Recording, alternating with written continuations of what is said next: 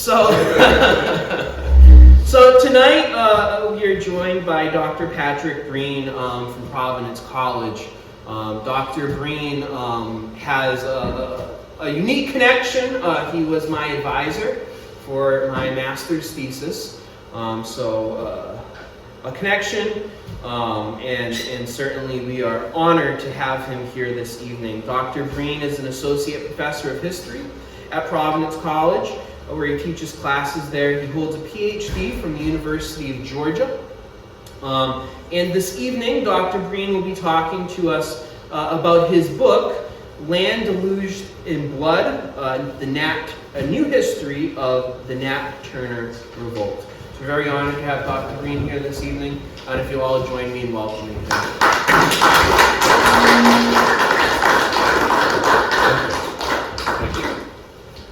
Thank you all for coming out. It's great to see you. Wonderful to have an occasion to talk about this. And I was reflecting on what I was going to do and what we were talking about, and I thought a good thing to talk about might be how we think about Nat Turner's revolt in history from the perspective of someone who's an academic who's written on it. What's the popular imagination of Nat Turner's revolt? So today's talk's really going to have two parts with a little bit of a coda. First, I'm going to take you through the history of Nat Turner's revolt in the different literary sources. And then I'm going to talk about how Nat Turner is understood in the world today. And I think it will raise some interesting questions about how we perceive and how we think about history. Nat Turner's revolt, you guys confident in Nat Turner's revolt? 1831, Southampton, Massachusetts. Nat Turner, a religiously inspired enslaved person, decides to launch a revolt against slavery. It becomes the most deadly revolt in American history. So it's put down in about 2 days. By the second day it's put down, although Nat Turner himself isn't captured for a couple months. He's captured in late October. The revolt takes place August 21st, 22nd. He's captured at the end of October and executed in the middle of November 1831. It's clearly the most famous slave revolt in American history, the most deadly slave revolt in American history, and one that historians have been bouncing around and thinking about for the last 100 plus years. And I want to talk to you first about how historians think about it. My slides, you might not be able to see them. I'm just going to put them up though, to sort of locate us. Okay. I can try the lights out. You're not going to get. This is the first book on Nat Turner's revolt. Is William Sidney Drury's The Southampton Insurrection. William Sidney Drury's from Southampton. His family had lived in Southampton at the time of the revolt, so his grandparents and great-grandparents were people affected by the revolt. They were white. He was a graduate student. He got his PhD writing on this at Johns Hopkins University, the Johns Hopkins University. And then he published the book in 1900. And this was a perspective of the slave revolt from the perspective of someone who basically saw slavery as a not so bad institution. The first generation of professional historians are going to see slavery as not the worst institution. Not everyone's going to agree about everything, but they're going to be clear there is no justification in Drury's word for a slave insurrection. In fact, he argues that this was, it's a weird line, but he says something along the lines of, the slaves were the happiest working class in the world, which is an odd line in a book about a slave revolt, but there you go. This book came out in 1900 and was a very local history of a very small affair. The new professional historians are emerging. Johns Hopkins University is the first modern historical university in America. It starts issuing PhDs to people like me who write dissertations. And so William Sidney Drury is one of those guys who goes out and says, I'm going to write, what can I write about? How about this most famous event that happened in my own county 70 years ago? So he writes his history of it.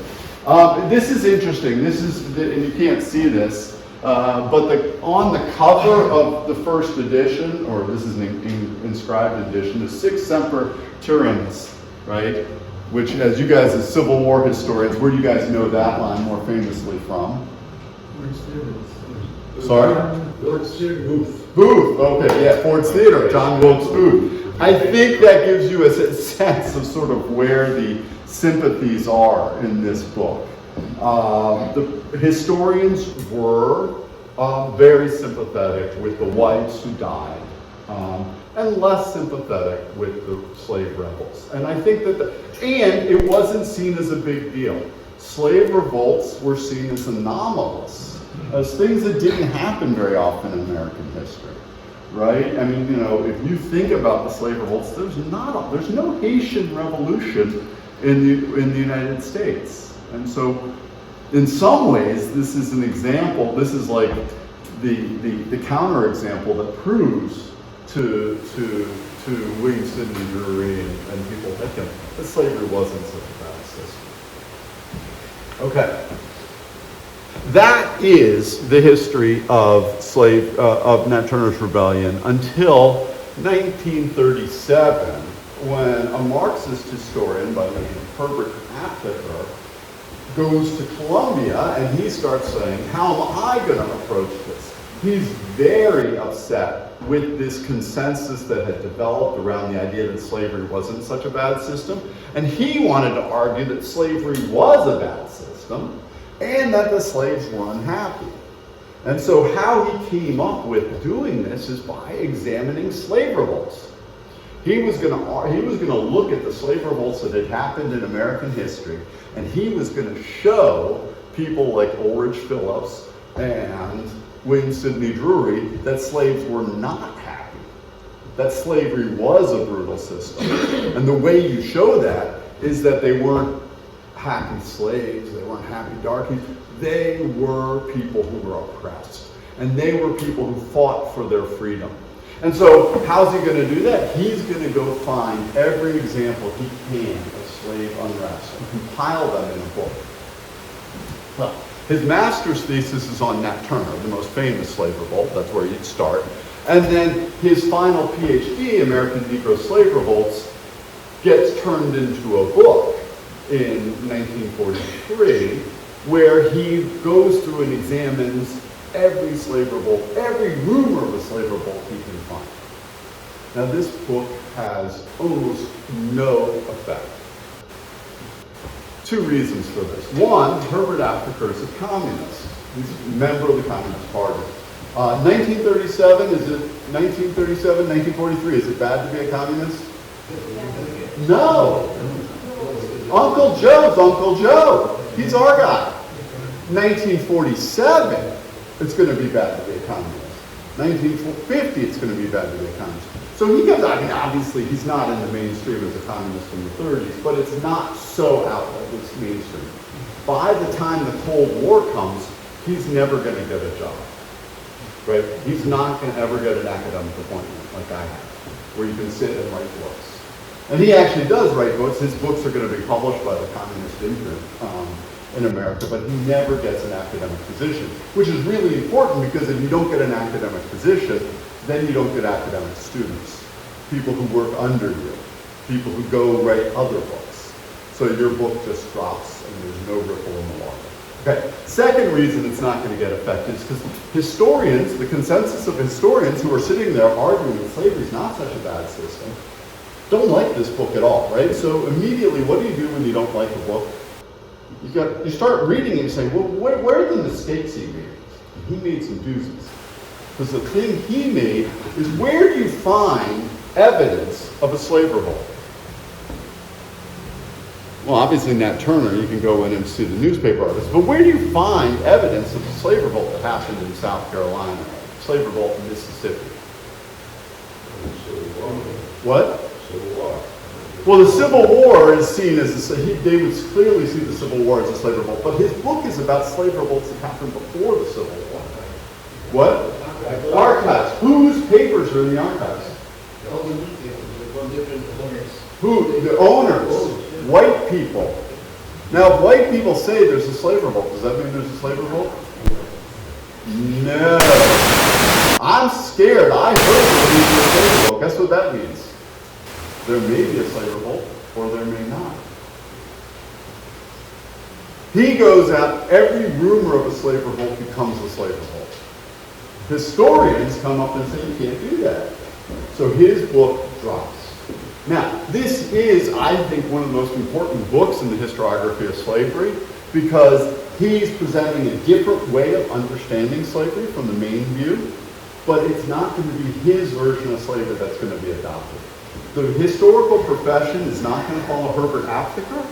It's going to follow a guy named Kenneth Stamp, a professor at Stanford University, who writes his peculiar institution in 1955 or 56. I don't know if any of you guys have read Kenneth Stamp's Peculiar Institution. Nope. That's okay. It's a classic. Okay, so he presents it. Now, he's hoping that everyone's going to realize that slavery is wrong. And, this is going to be the new vision of slavery. It doesn't take. It doesn't take. Eventually, the civil rights movement will happen. There will be more focus on African American slave resistance, but it's not going to happen because of Herbert Aptheker. It's going to happen at the time of the civil rights movement. And there's going to be a couple really important theories about how we think about slavery that emerge at the time of the civil rights movement. Herbert Aptheker's view is going to sort of fall to the wayside. It's going to fall to the wayside. Now, Nat Turner is going to be sort of interesting. He's not a very prominent figure. And the next book, which someone in this room has read, maybe? No. Okay, it was the Book of the Month Club, Confessions of Nat Turner by William Styron. Won the Pulitzer Prize in History, published in 1967, and it is the book of the year. Now, William Styron's a novelist, and the book is astounding. I mean, I remember reading it in high school. No, I read it early in college.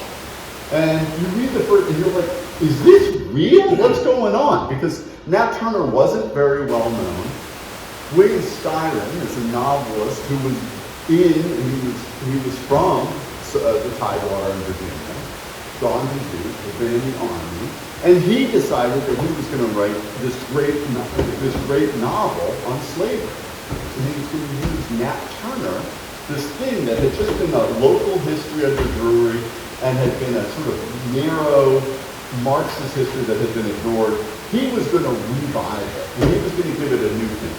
There's no bigger book in 1967 than this book. It is huge. It's on the front page. Everyone's talking about it. It is enormous. It's fictionalized. In this story, at the heart of this story, Nat Turner's a conflicted, deep slave who both loves and hates the whites. And in fact, the central fact of this, and this is one that's not really much appreciated, Nat Turner, so 50-some people die in Nat Turner's revolt. How many do Nat Turner kill? None of you know, but you want to guess? Not none. One. A woman named Margaret Whitehead. And William Styron starts scratching his head, goes, well, why does he kill only one? Why doesn't he kill more? And so he comes up with this plot about how he loved Margaret Whitehead at the same time he hated slavery. He was deeply conflicted. This book is the talk of the town, and it's going to get much more attention on Nat Turner. This is still the most famous book that's been written on Nat Turner to today, no doubt about it. It's going to get immediate response, and one of the responses it gets is from John Henrik Clarke, who's going to sit there and say, this is absurd. You cannot have a white novelist from Virginia writing the story of an African-American slave rebel. imagining all of his conflicts. And this is the time, 1968, this is the time of black power, black resistance. Black is beautiful. You know, how can you be so, you know, and he wants to have sex with a white woman? This is nuts.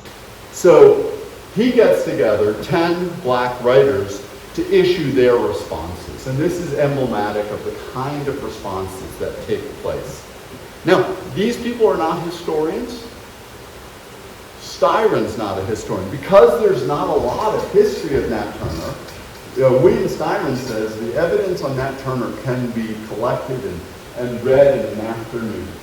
There's not much to know about Nat Turner. Because of that,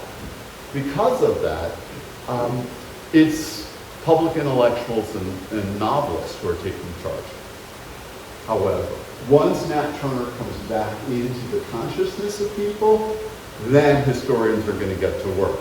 Henry Irving Tregel is going to issue a collection of documents focusing a lot on mistakes that William Styron made in his imagination of the slave rebellion. It didn't happen like you said. Look at this evidence here. You know, Nat Turner was married, so that's going to conflict with this idea that he was lusting after a white woman. And then Stephen Oates is going to write what becomes the traditional history of Nat Turner's rebellion. And if you haven't read The Fires of Jubilee, you've read Stephen Oates's Malice Towards Non-Lincoln, right? Okay. So very easy read, it's just smooth. It's like a nice whiskey. It just goes down easy. And his Nat Turner is going to be very much like the Aptheker Nat Turner. It's not going to be conflicted. He's going to be a fighter for freedom. Okay? This is in contrast to Styron's deep and complex Nat Turner. We're not going to have that anymore. All right. This takes us up to 1975. 1975. Basically, people are having fist fights at historical conventions about Nat Turner. And it just peters out. After this, it's done. There's the group of people who think Styron did a good job. There's the people who think that Styron didn't do a good job. And they don't want to talk to each other. And they don't. And for the next 20 years, there's really going to be nothing on Nat Turner. In 2003, there'll be a collection of essays put out by Kenneth Greenberg, which starts people thinking about what are the new approaches to Nat Turner we can do. Most famous slave rebellion in American history, nothing's been written on it in 25 years by historians. What kind of approaches can we take? And you'll start to see people taking new approaches. I'm in this, this is my first publication, and I got an essay in there. You know, let's start thinking about women in Nat Turner. Let's start thinking about, other ways of thinking about Nat Turner. And that's going to start it going, and it's going to get started what becomes a boomlet in Nat Turner studies, and there's going to be 4 or 5 books that we're going to look at that come out from 2014 to the present. These are all basically contemporary stories of Nat Turner. David Allmendinger's is the most thoroughly researched. I think he's just rubbed every piece of paper in Southampton County. That's the kind of researcher he is. It's just every document's there. He comes up with some really interesting stuff. The most interesting thing he comes up with is he finds out that Nat Turner's son's owner had talked about selling or mortgaging his son a week before Nat Turner brought up the idea of a revolt. I'm like, huh, that's sort of interesting. Not exactly, we don't know that Nat Turner knew this, but it does seem like it'd be sort of weird to be a coincidence. Pretty amazing stuff. My book is next in 2015, The Land Shall Be Deluged in Blood, which is just, I retell the story of Nat Turner, but one of the things that's going to be most interesting, and one of the things I'm going to want you to focus on, is I spend a lot of time talking about the reaction. How many people died in Nat Turner's revolt? Well, obviously, they counted up the number of white people that died, and they wrote their names down. So that list isn't perfect, because sometimes someone would show up on the list, and sometimes someone wouldn't. but it's in the sort of range of 55 to 61. You know, that's 55 is the one that people mostly use. Okay, what about the blacks? How many blacks died in the Civil War?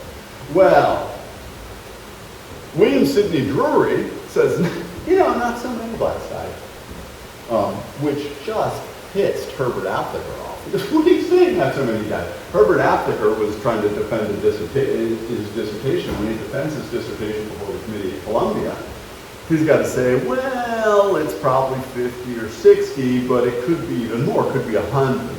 By the time Herbert Aptheker's done writing his last encyclopedia article in the 70s or 80s, he says it's 120, maybe 200 people who died. And those numbers become very common numbers.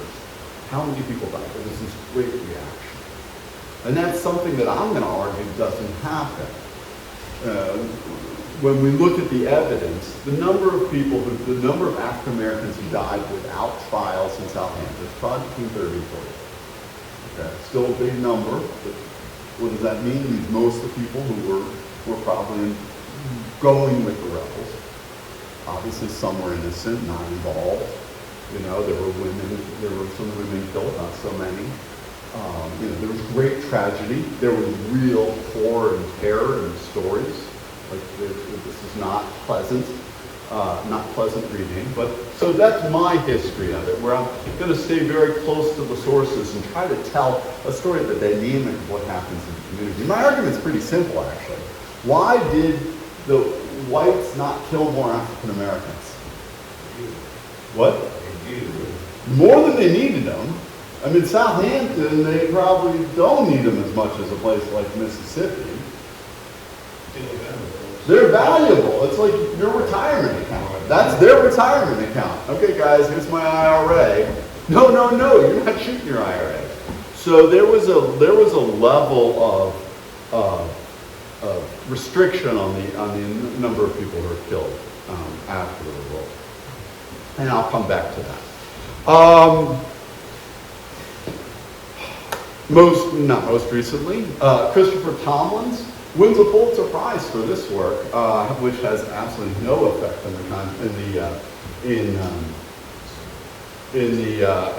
the public imagination. This is an impenetrable book. I read it. I can tell you that. He's trying. What he calls it a speculative history.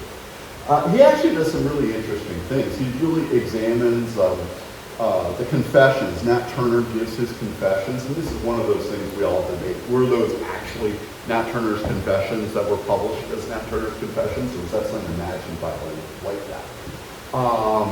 He argues with me that they were, and I think this is where most of the scholars are, that those confessions are actually what Nat Turner says, that they're more or less, it's not there's no camera there, so we don't know every word's right, but we think it's Nat Turner. And he then argues that Nat Turner is a religious figure. We can tell what book of the Bible, which gospel Nat Turner likes most. Does anyone have a clue which gospel Nat Turner would like most? Matthew, Mark, Luke, or John? Luke, the doctor. Who knew? Some really interesting stuff in this book, but it's a very difficult read and not going to have as much influence in the popular imagination as something else. The last book is going to be is Surviving Southampton. It's going to be about the women's history at the time of what happened to women during the time of the revolt. So what you see happening in the field is that there's a boomlet of history that happens after there was a boomlet after William Styron, and that boomlet burnt out. Now a new generation of historians come in and they say, let's approach this in sort of different ways. Now, so when I was asked to talk, what do I want to talk about to you guys? Well, what I want to talk about and talk with you about, because I don't actually know, I don't have an answer at the end of this, but I want to talk about how we think about the stories that are told in the public imagination.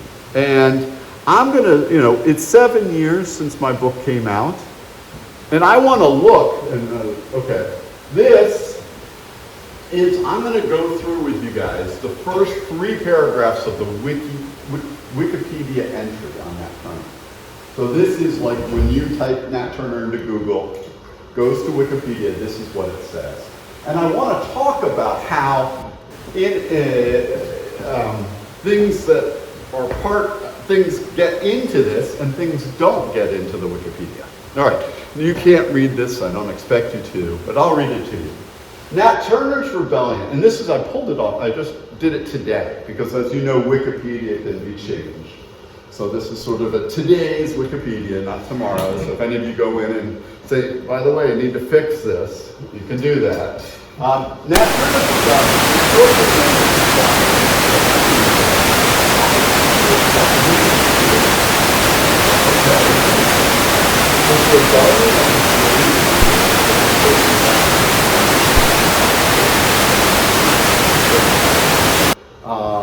by the way, do you guys know where Southampton, Virginia is? So basically take Newport and Richmond, right in the middle.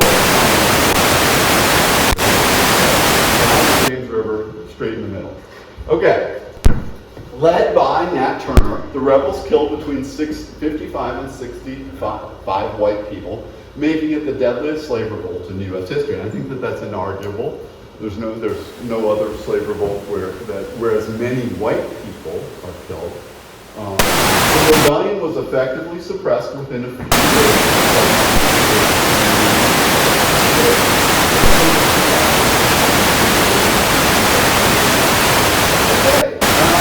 Except for this old 1900 phrase, it's the Southampton Directive, I think that that's pretty okay. Sounds about right. Okay, we're going to get through 3 paragraphs. There was widespread fear among the white population in the aftermath of the rebellion. That's true. Militia and mobs killed as many as 120 enslaved people and freed African Americans in retaliation. Okay, now this is the thing that's weird. Okay, you guys see this number 5? What's number 5? It's a footnote. Okay, so I'm like, yeah, who are they going to cite for this? This is sort of interesting because every one of us, and actually my argument on the number of people killed first appeared in my dissertation, and then it's been adopted by everyone in 2014, 15, 20, 20, 20, and 21. Every one of the historians basically agrees with it. Who's the footnote to? To me! Well, this is weird. Like, okay, Pat Breen in The Land Shall Be Deluged in Blood said, and I quote, high estimates have been widely accepted in both academic and popular sources. Yeah, I guess I did say that. Up until my argument, everyone had been going large, except for Drury, a long time ago. Everyone's been going, a lot of people had died. But that was in a footnote where I was saying something else entirely. What did I actually say?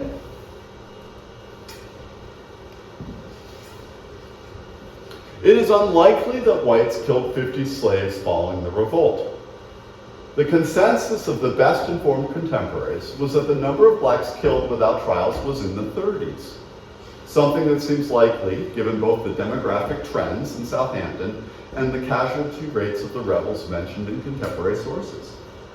I mean, when I was trying to figure out the casualty rates, I did a couple things. One is, I looked at the people who were there in Southampton. Herbert Asker, when he's going up and finding the number 120, he's finding that source comes from 180 miles away.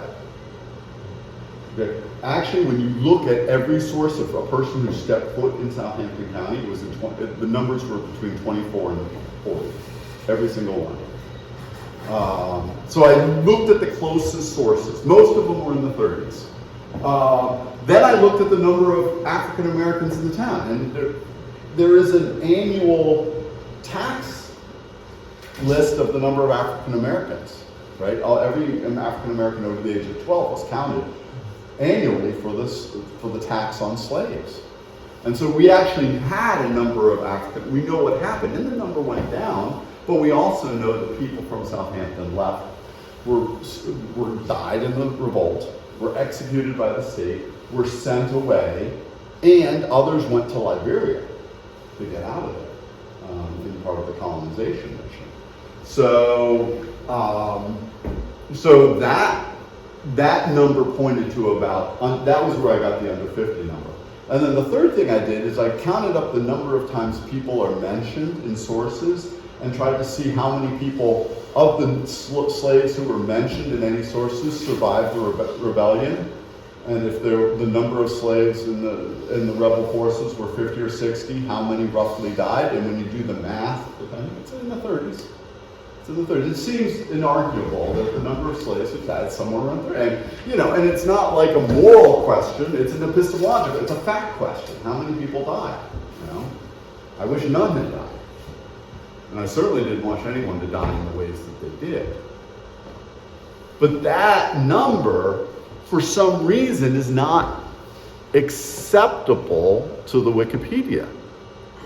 And in fact, when they quote me, they're going to quote me and say, oh, he said up till now 120 is sort of the standard number people were doing, which was, of course, the standard number that people used before anyone had done a sort of careful analysis of the number of slaves who died. All right. So maybe this is an argument about what? Wikipedia being bad. Now, you guys went to high school long ago. You didn't get that. My kids, they get that all the time. Oh, my teacher thinks Wikipedia is the worst. And this is the last paragraph. Lonnie Bunch, the director of the National Museum of African American History and Culture, said, the Nat Turner Rebellion is probably the most significant uprising in American history. And I'm like, okay. And Wikipedia is getting it wrong. Its view is wrong. And it's interesting because you can actually, Wikipedia, I'm actually fonder of Wikipedia than most historians. But one of the interesting things is you can see the debate. Everyone says, we should change this. I think we should change the number of casualties. They say, no, we shouldn't, until there's a consensus that develops.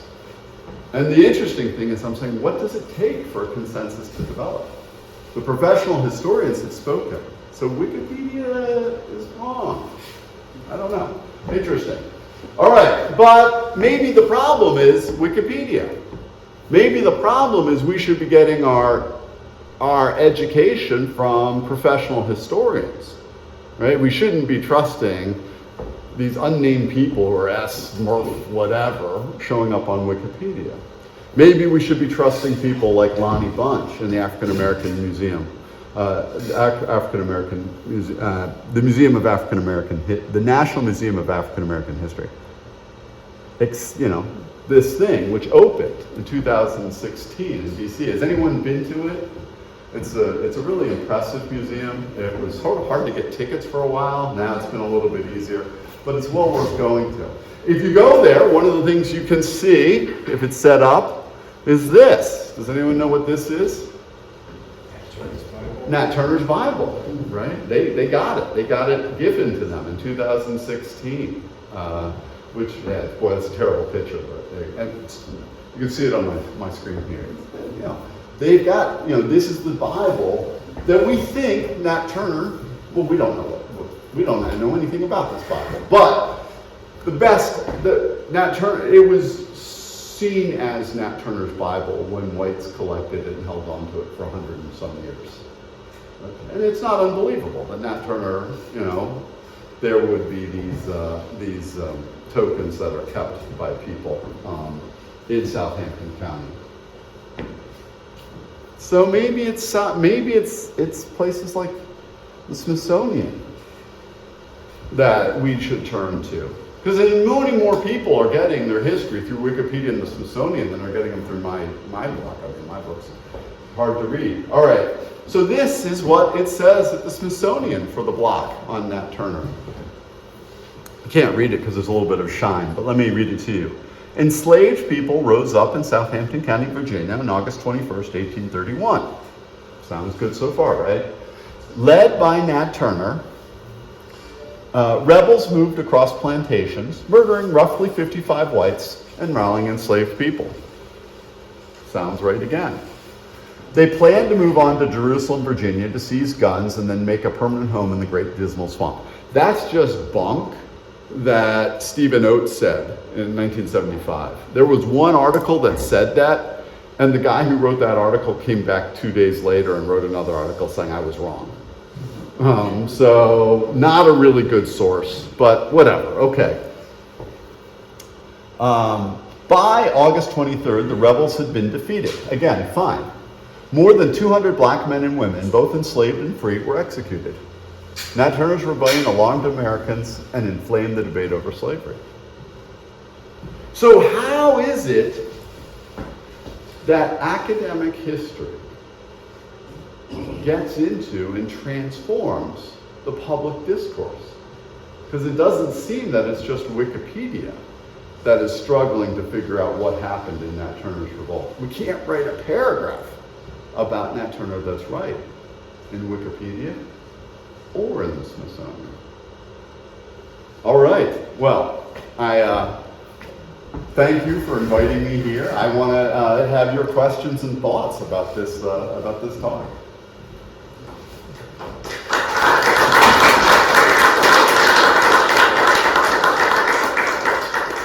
Sure. I have a microphone. Microphone. I have 2 questions.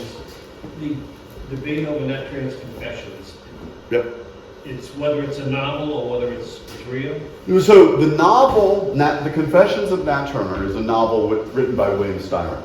It's based on a pamphlet that was published in 1831, in December of 1831. And the question is, was that pamphlet imagined, or was it really Nat Turner's own words? There's a guy named Scott French who thinks it's mostly made up. It was written mostly before Nat Turner was captured. I don't think that's right, and his argument hasn't made much inroads. I think that the consensus of the people working closest to the material is that Thomas Gray wrote down something along the lines of what Nat Turner was saying. So there's obviously no source, direct source material, primary source material. So the Confessions of Nat Turner is a primary source, and it's just how valid is the question. My other question is there any information, my understanding is Nat Turner actually escaped slavery and then returned. Yep, that comes Any from the information? Confessions. Oh, that comes from the Confessions. Yeah. I was wondering if there's any more information on that, why he came back. Well, in the Confessions, what he says why he came back is he says that the Holy Spirit told him to come back, which I find really interesting. The article, I think it was the article I wrote in the collection from 2003. I was saying that Nat Turner's religion was not necessarily, his view of God was not necessarily the same as the rest of the black community. And one thing the rest of the black community was skeptical of was his need to come back. Most in the African American community apparently thought that when he left, he was done. He was gone. He escaped, and that was great. You know, escaping slavery was a totally acceptable thing, a noble thing in the black community. When he came back and told them that God told him to come back, they were scratching their heads at Nat Turner at that point. And there was a lot of head scratching at Nat Turner. And and one of the arguments I have in my book is that the black community is not monolithic. This is not Jonestown, right? Where there's one guy who says everyone's going to go kill themselves or something like that. Some people are coming in. Nat Turner's like, I think God wants us to have a slave rebellion. And there are people who are like, Nat, we think you're a little crazy on this God thing, but we sort of like the slave rebellion idea. Okay, so we're going to go along with it. But there's other people who are like, no, we don't like this. You see this happening in people's families. There's one family where a free black comes up and says, you know, he hears about the rebellion, didn't know about it, and says, well, I'm going to join. And his wife starts trying to talk him out of it. Don't join the rebellion. If you join the rebellion, what's going to happen? You're going to die. Please don't do that. So Thomas Haycock tells her, he says, I mean, it's something along the lines of, woman, be quiet, go make me a sandwich, I'm gone. You know, he's out of there. And he actually ends up living, but when we find him again in the census records, he's no longer living with his wife. It's an interesting story. So people are going to have a lot of different perspectives. And one of the early stories, the old Drury stories, all the slaves are happy, right? One of them, Aptheker, all the slaves are sad. And one of the stories that I think we're coming to is that the slave community is a lot richer and more diverse than that, just as the white community is richer and more diverse than that. So it's a great question. Thank you. I'm president of the class, and we're really being involved with politics, and the subject came up about beliefs. This is a perfect example of what we discussed about beliefs, because we were asked, how many of you have the right to believe whatever you want? And most everybody put their hand up. But lo and behold, we do not. We've grown up with ideas from our family. We have the religious ideas. We have mistaken beliefs, and on and on and on. So yeah, this poor man had a lot of different beliefs that were immoral or improper. Yeah, I'm not, I mean, I'm a historian, and we sort of shy away from the immoral words, because it's like, we're trying to say what happened, and it's hard to really know. I'm sort of sympathetic to fighting against slavery. I think that's, if you're going to die on the hill, that's a pretty good hill to die on. I wish, whatever. So the morals is the issue. The question is, can we get, is it all perspectives, or is there a place we can come together and find a common? And I think that people are going to have different moral perspectives, like, should women and children have been killed? Or should the white community behave like it had afterwards? I mean, these are all fair questions. But ultimately, when we're looking at it, can we agree on what happened? Can we agree on the history? And that's one of the places that we're struggling right now. And that's one of the things that I find sort of interesting as I reflect back on this, is that it's harder to get us to agree on just the simple questions of what happened, which I think we need to do before we then move on to the harder moral questions that people are going to disagree on. Can you give me a little more information about the resurrection, the whole deal? What was step one with Nat Turner? What was step two? How did he get this all out? Okay, so Nat Turner's revolt was, Nat Turner was a smart guy. And if you read the Confessions closely, you see he's a bright guy. He knew how to read, he knew how to write, he was a preacher. He has seen enough history. We don't know what he's referring to when he says this, but he has seen enough history to know that if you're going to start a slave revolt, you've got to keep it small. If the revolt becomes big, what happens? The whites are going to hear about it. Someone's going to sit there and say, oh, by the way, you probably shouldn't be home Saturday. Why should I be home Saturday? It's like when your kids are coming home. By the way, don't go down and see what happened to that peanut butter sandwich in the basement. What do you mean what happened to the So the next thing you know for what happened to the peanut butter sandwich. So he decided to keep it small, and that was brilliant. He was inspired by religious signs. There was an eclipse of the sun, and it happened. And then, shortly before the slave revolt, the sun appeared blue. And I don't even really know what that is. It seems to be a volcanic eruption that happened in the West. But it was observed in the newspapers and other places. And that was what triggered the revolt. And so then they went through, they didn't have a lot of success with it. They were not able to get as many people, but they didn't hit much opposition. The whites were totally surprised. No one knew it was coming. And so for about 12 hours, they did what they wanted. And they went through and, they found people that killed their own plantation. They didn't find people that did. They weren't able to recruit much. They went to the plantation with hundreds of slaves. They ended up with about 60 men. They seemed to focus on recruiting only men, young men. And then by the afternoon of the first day, they had their first battle, and they lost. It was both sides. It was a mess. no one on either side knew what they were doing. The whites had basically surprised the blacks when they got to James Parker's, and they're like, okay, don't shoot till we're close. So of course, what's the first thing the whites do? They shoot, and they're totally outnumbered. And then the blacks realize this, they get together, all the swords and guns, and drive the whites up.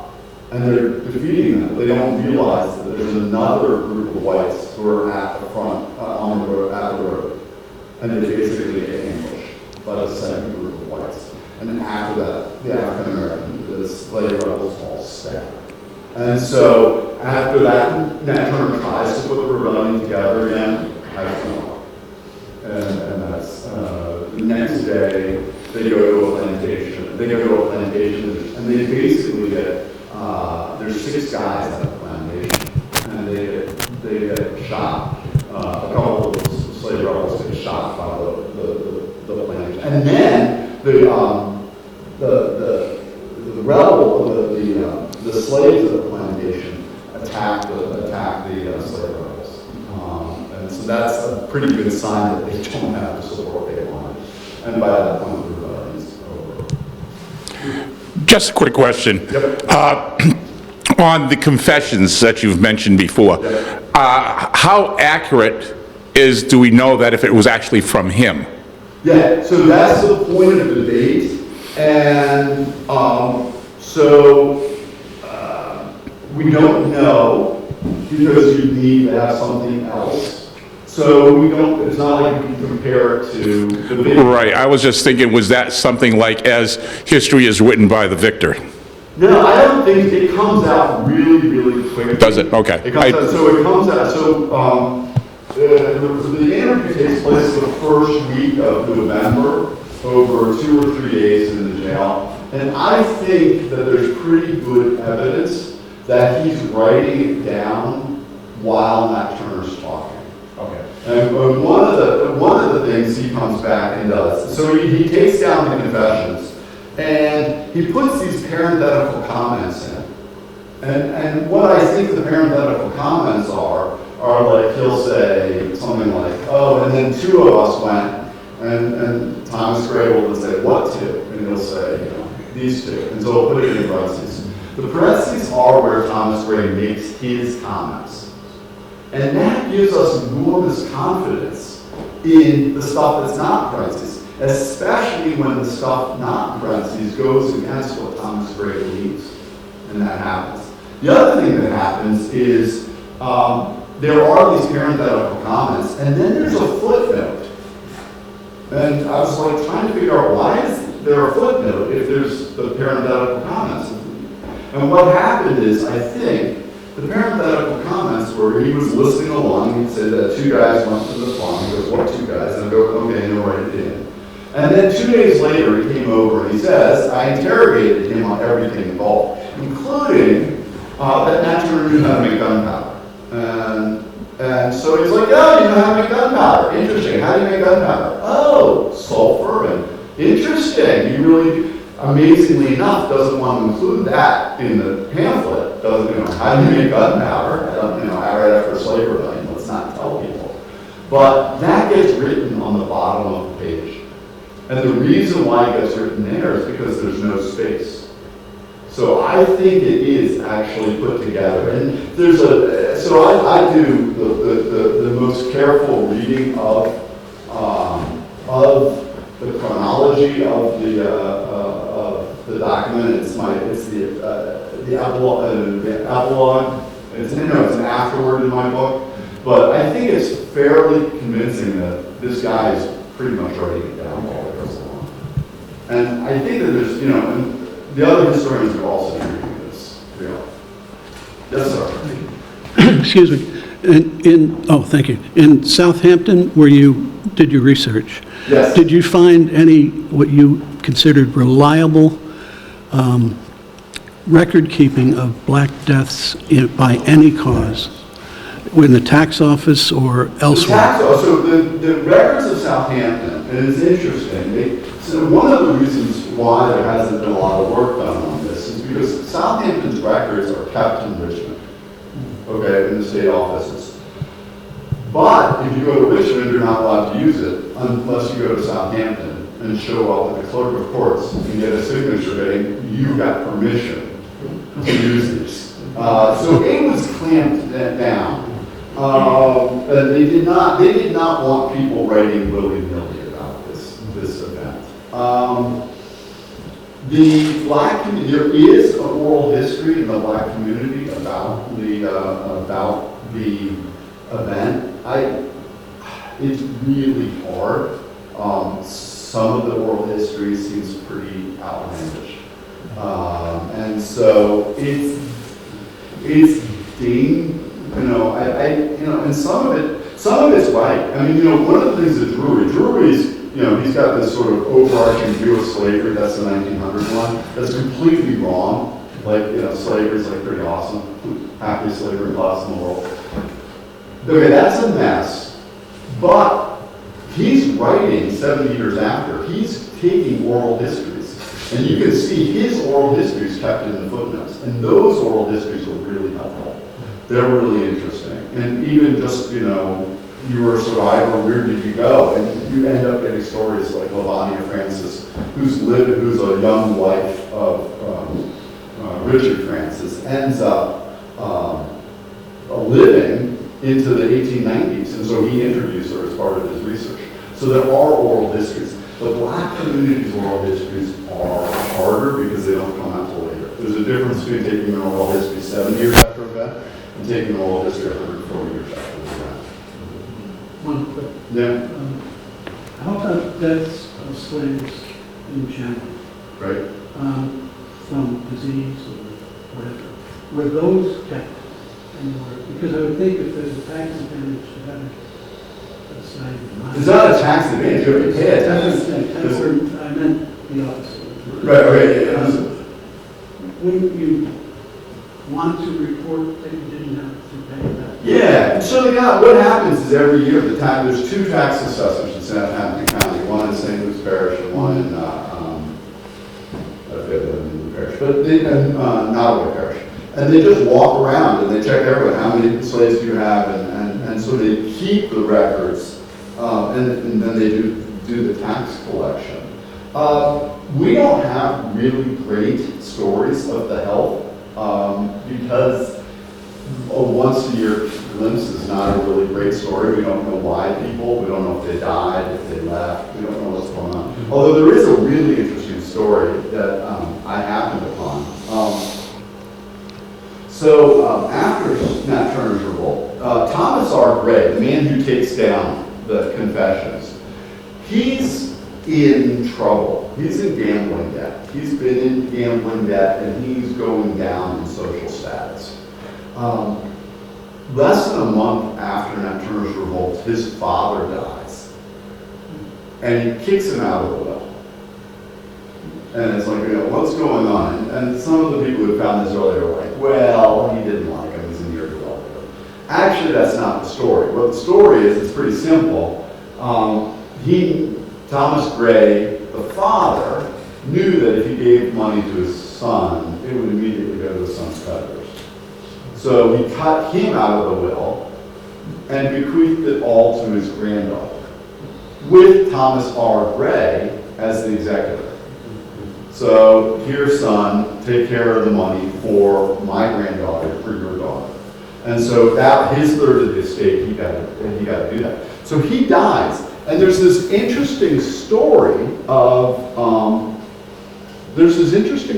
that in September, in the course of a week or two, about 8 or 10 90-year-olds died in Southampton County, a month after the slave revolt. And it's like, and whites, these are whites. Like, what's going on? And it's unclear what's going on. We don't know. But one of the things that happens is one of the richest black man in Southampton County, I think he's the richest black man, but a man with 25 acres and a fairly significant farm. He died too.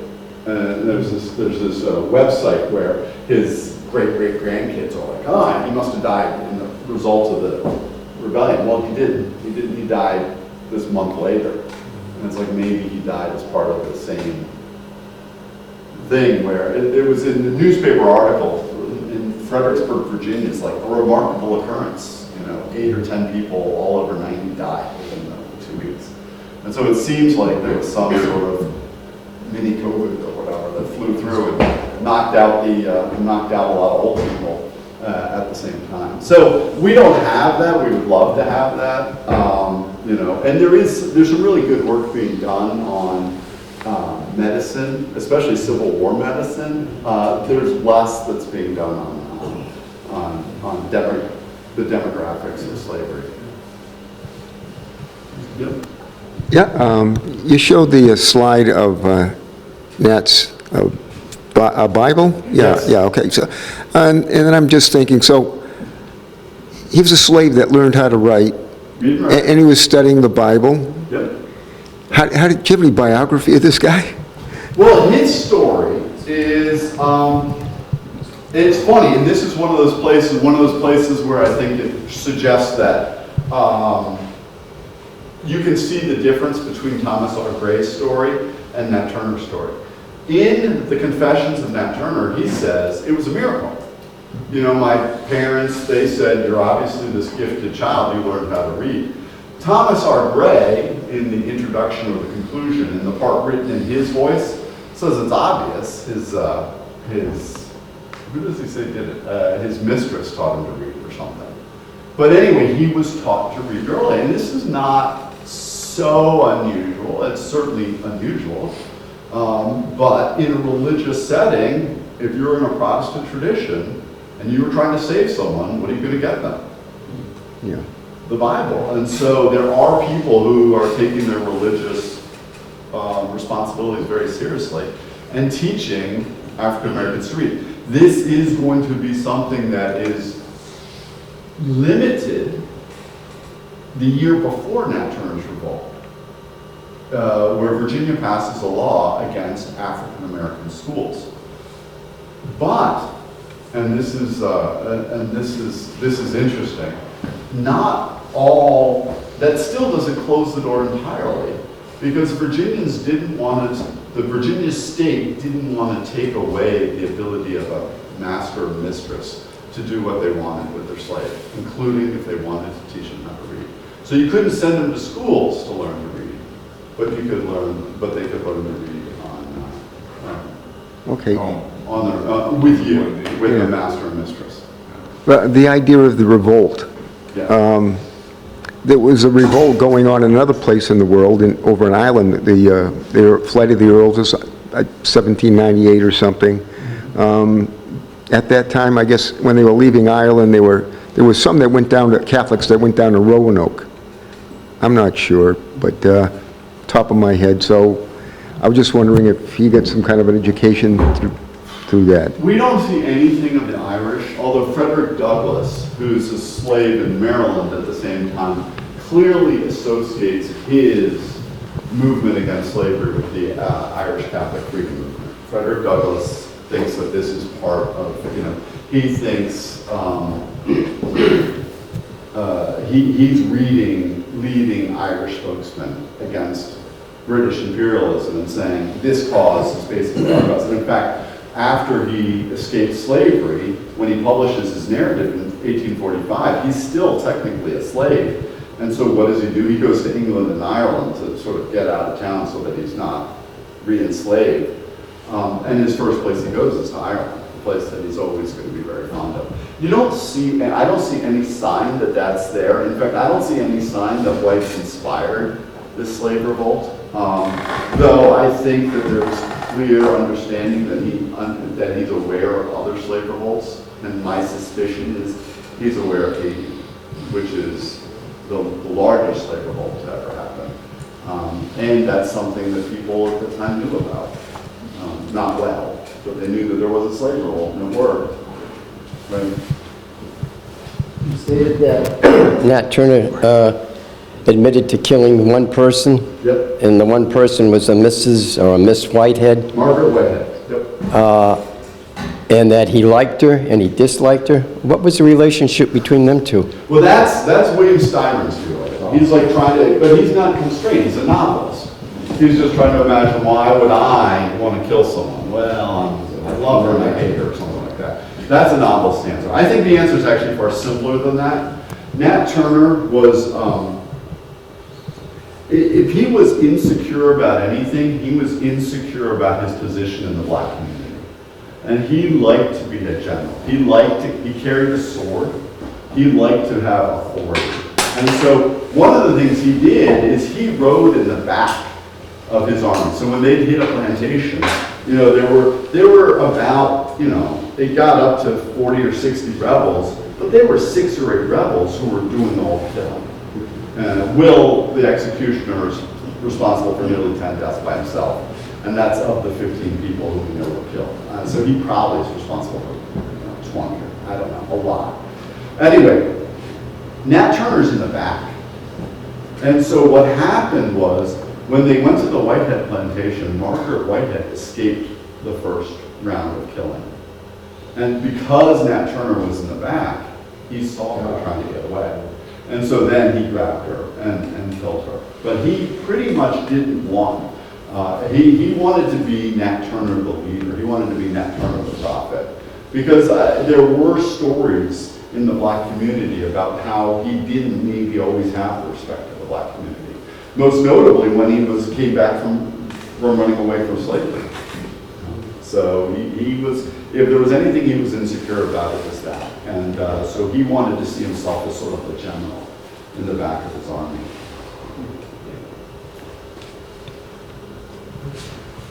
I don't know, my only, up until today, my only association with Nat Turner was The Birth of a Nation. The new Birth of a Nation. I don't know if it was new. It was just a video once, not books. And there's, of course, the Klan put out one Birth of a Nation, too. Exactly. And then, the Klan started because of Birth of a Nation. Okay. Yeah. And, of course, the movie. Right. And you didn't mention any of that, and I'm just curious as to, is it all just Hollywood, or Yeah, no, Nate Parker's Birth of a Nation. So let me just give you the quick overview. Birth of a Nation was made in 1915, the original Birth of a Nation. Yeah.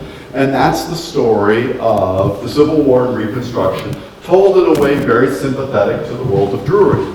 Slavery was a pretty good, slaves were pretty happy, it wasn't a terrible system. And so after the Civil War, which was basically where the two sides of America fought each other because of slavery, what happened was in Reconstructions, the blacks took over, and that was the worst time. In 1900 historiography, there's nothing worse in American history than Reconstruction, and the blacks are in charge. And the story of Birth of a Nation is the story of how whites, organized as the Ku Klux Klan, drove the blacks out of power in South Carolina. And so it's a heroic story. It's a victory. At the end, you're cheering, unless you're just crying, because it's such a horrible story. Most important movie ever made in American history, and both in terms of its cinematography experience and because it really set the stage for a really broad interpretation of American history. You know, if the Dunning School of interpretation that said Reconstruction was so bad was very powerful because this is the top grossing movie for 20 years. It's not until Sleeping Beauty that in 1937 or whatever that it's replaced at the top of them on the top of sales. Nate Parker, who is a young, from my point of view, African-American filmmaker, decides in 2010, he's been successful, he's worked in some projects, he's from Southern Virginia, he wants to make the Nat Turner story. And so he decides to do it as Birth of a Nation. And in 2016, he makes it, and the idea is Birth of a Nation is about the story of white nationalism. It's whites establishing this nation as a white nation and segregated and all the stuff. We're going to start a new nation, and our new hero is going to be Nat Turner, because he is the freedom fighter. His story is not He's actually even less close to the source material than William Styron. William Styron plays a game that he says, basically, if it's in the source material and I find it, I'll try to make it consistent with my story. And if it's not in the source material, I can imagine anything I want. But that at least is, he's going to try to stay consistent with the source material. Nate Parker doesn't do that. Nate Parker makes, and really what he's telling is the story of America. There's a scene where Nate Parker's wife is beaten up, raped and beaten up in this movie, and it's basically designed to look just like the Emmett Till casket shot. So here it is. It's the story of America writ small.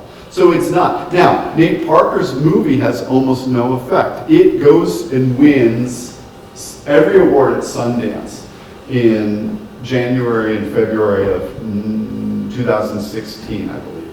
Yeah, that's right. 15 or 16. I think it's 16. Sells for $20 million to whoever, because it's this new thing that's going to come out. Before it comes out, and it's expected to win Academy Awards, it's expected to be like, you know, Oscars so white, you know, this is going to be the answer to it. It turns out that Nate Parker and a friend of his, who's a co-writer in it, had been accused of rape in college. Nate Parker's girlfriend had been accused Nate and his friends of raping her when she was passed out. Nate Parker handled that wrong. Oprah Winfrey and others were trying to tell him how to handle it, you know. And he basically said, I'm not going to apologize. I'm not going to say anything. I'm not going to. And the movie had no legs. And so very few people have seen the movie because of that. It's a fairly interesting movie, and it's fairly well done. It has almost nothing to do with what happened in Southampton. But it doesn't have, you know, it doesn't have a lot of, it could have been a movie like 12 Years a Slave, and it really was on that sort of trajectory. And then he really botched the rollout. Thank you. Yeah. Yes, sir. Sometimes families used the family Bible to pass on information, important dates, important events. And I was just curious if the Smithsonian has his Bible, whether or not anything was written in it. I don't know. The problem is the front of the Bible's missing. You can't really see it here. It's just a fragment of it. It's the paper in the middle. And so usually where people keep their family information and stuff would be in the front. And so we don't know that. I haven't gotten permission to go through the Bible page by page, which I would very much like to do. But it's not in good shape. It's hard. It's a challenge. But it's, you know, it is. But you know, the point of the Bible, I think, is it's this icon. It's a really important icon of, you know, representing African American connections to Christianity. African Americans are not. They are. You know, one of the most, I mean, they're very Christian at this time. But it isn't necessarily the Christianity that their masters are teaching, that they've warmed to. You know, it's the Christianity that emphasizes the story of Moses and the Exodus, the story of freedom from slavery, and the story of, you know, ultimate justice and the reward beyond. There's a real affection among slaveholders for lines like, you know, obey your masters or you'll be whipped, which comes up in Luke. And by and large, that doesn't have a lot of purchase in the African American community. That's not seen as the right way of understanding the Bible. Although I think Nat Turner is sort of listening to that. He's sort of taking those lines a little more seriously. So you mentioned a disconnect between where public history, if you will, what the public views as Nat Turner and what historians have come to a consensus on is. Yep. How do we bridge that disconnect? One talk at a time. One time. Ultimately, I think that there's a real opportunity for us to think about how that consensus is built. Because one of the things, and I don't think we pay enough attention to it, is one of the things that's really important in our history is we don't pay enough attention to the history we want to do. We're like, I want to hear this story. I want to hear this story. Well, that's powerful. And we're just assuming that has academic historians are like, no, this is what the sources say, and we disagree, we have an argument and all that. Which is how academic historians are, we're just aheads. There's no escaping it. But people want to hear certain stories, and it's meaningful to them.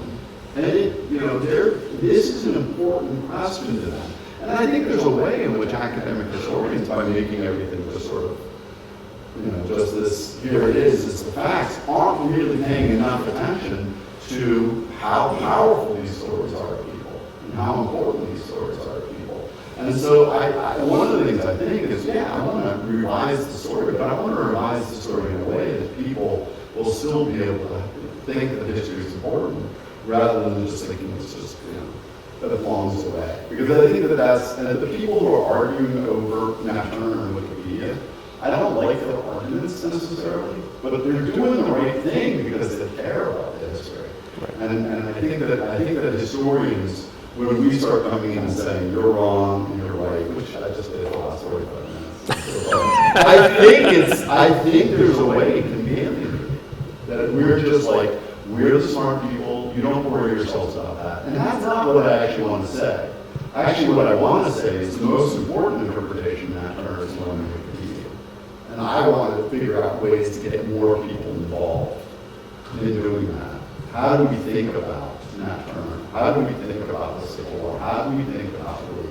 How do we think about Grant? How do we think about Lincoln? Well, let's get more voices involved. Because it's when the people care. That's the key to history. If people don't care, we can have giant encyclopedia articles that no one reads. That's not the solution. The solution is to realize that it's the public history that ultimately matters.